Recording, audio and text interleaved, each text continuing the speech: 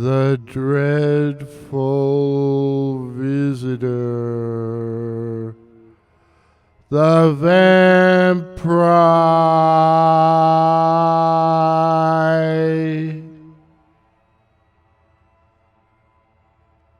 The solemn tones of the old cathedral clock have announced midnight.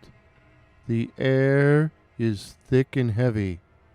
A strange, death-like stillness, still as the very grave, pervades all nature. A faint peal of thunder now comes from far off.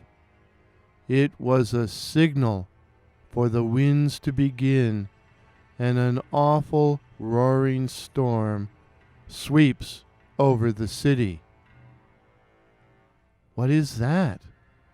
That strange, pattering noise, as of millions of tiny feet. It is hail. Yes, a hailstorm has now arrived. Wind, then rain, then hail. It was, in very truth, an awful night, a dark and stormy night. There is an antique chamber in an ancient house. Curious and quaint carvings adorn the walls, and the large chimney piece is a curiosity in itself. The ceiling is low, and a large bay window from roof to floor looks to the west. The window is latticed and filled with curiously painted glass and rich stained pieces, which send in a strange yet beautiful light when sun or moon shines into the apartment. There is but one portrait in that room, though the walls seem paneled for the express purpose of containing a series of pictures. That portrait is of a young man with a pale face, a stately brow, and a strange expression about the eyes, which no one cared to look at twice. God! How the hail dashes on the old bay window! It comes clashing, beating, and crackling. The bed in that old chamber is occupied. A girl, young and beautiful as a spring morning. Her long hair has escaped from its confinement and streams over the coverings of the bedstead. She has been restless in her sleep, for one arm is over her head, while the other hangs over the side of the bed, near to where she lies. She has moaned slightly in her sleep, and once or twice the lips moved, as if in prayer. But the storm does not awaken her. Was that lightning? Yes. An awful, vivid, terrifying flash, then a roaring peal of thunder. Now she awakens, that beautiful girl on the antique bed. She opens her eyes, and a faint cry of alarm bursts from her lips. She sits up in bed and presses her hands to her eyes. Heavens! What a wild torrent of wind and rain and hail! Another flash. A wild, blue, bewildering flash of lightning illuminates the bay window for an instant, bringing it out with terrible distinctness. A shriek bursts from her lips, and then With eyes fixed upon the window, she trembled, and the perspiration of intense fear stood upon her brow. What was it? She whispers. Real or a delusion? Oh God, what was it? A figure tall and gaunt outside the window. I saw it. That flash of lightning revealed it to me. It stood the whole length of the window. There was a lull in the storm, and yet a strange clattering sound came to her ears. It could not be a delusion. She is awake, and she hears it. What can produce it? Another flash of lightning. Another shriek. It's no delusion. A tall figure is standing on the ledge immediately outside the long window. Its fingernails upon the glass produces a sound like hail, even though the hail has ceased. Intense fear paralyzes the limbs of the beautiful girl. That one shriek is all she can utter. With a face of marble, her heart beating wildly, eyes distended and fixed upon the window, she waits, frozen with horror. The pattering and clattering of the nails continue. No word is spoken, and now she fancies she can trace the darker form of that figure against the window, and she can see the long arms moving to and fro, feeling for some mode of entrance. What strange light is that which now begins to glow? Red and terrible, brighter and brighter it glows. The lightning has set fire to a mill, and the reflection falls upon the long window. There can be no mistake.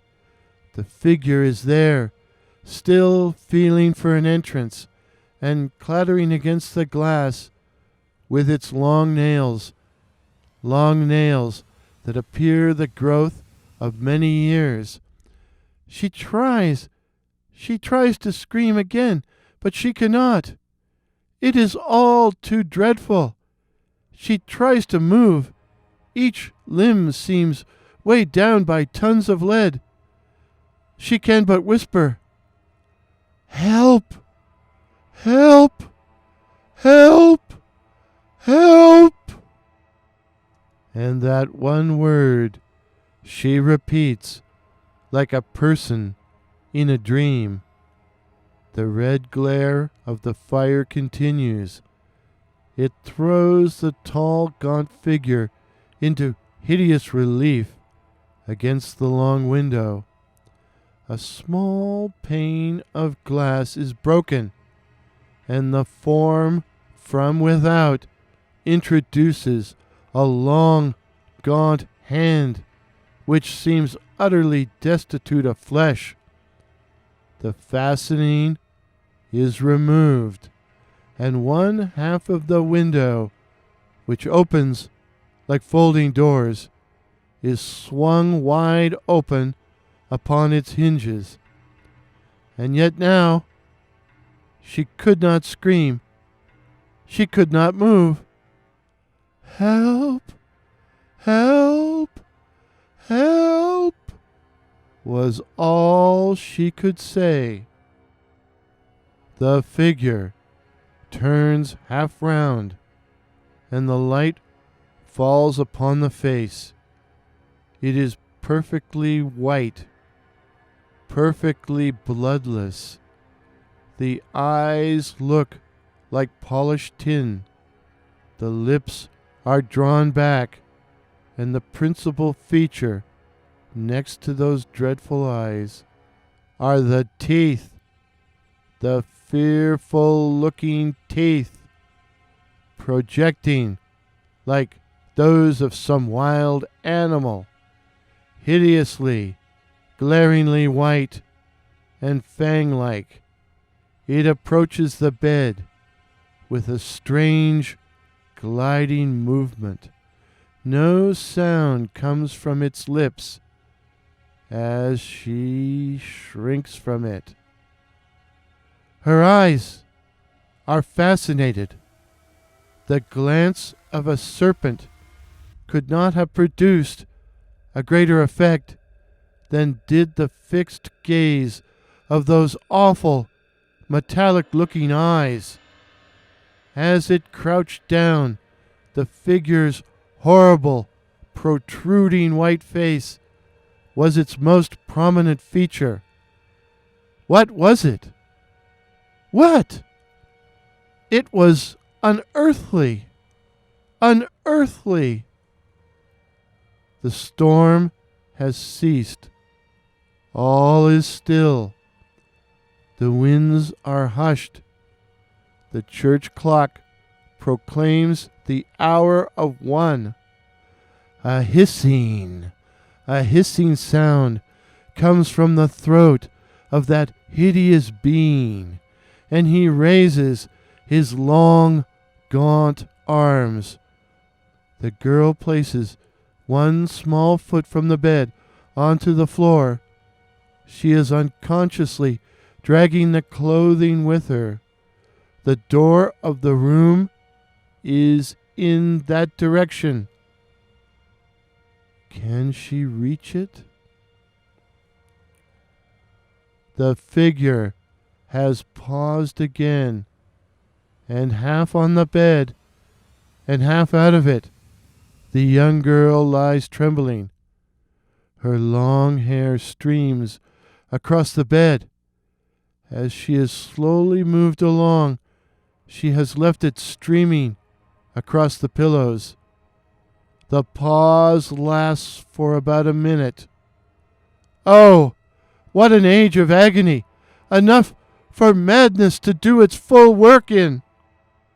With a rush, with a strange, howling cry that was enough to awaken terror in every breast, the figure grabs the long tresses of her hair.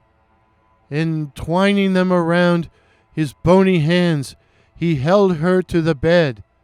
Then she screamed. Heaven then granted her the power to scream. Shriek followed shriek in rapid succession. The bedclothes fell in a heap by the side of the bed. She is dragged by her long silken hair completely onto it again. The glassy, horrible eyes of the figure run over the angelic form with a hideous satisfaction, a horrible lust. He drags her head to the bed's edge. He forces it back by the long hair still entwined in his grasp. With a plunge, he takes her neck in his fang-like teeth.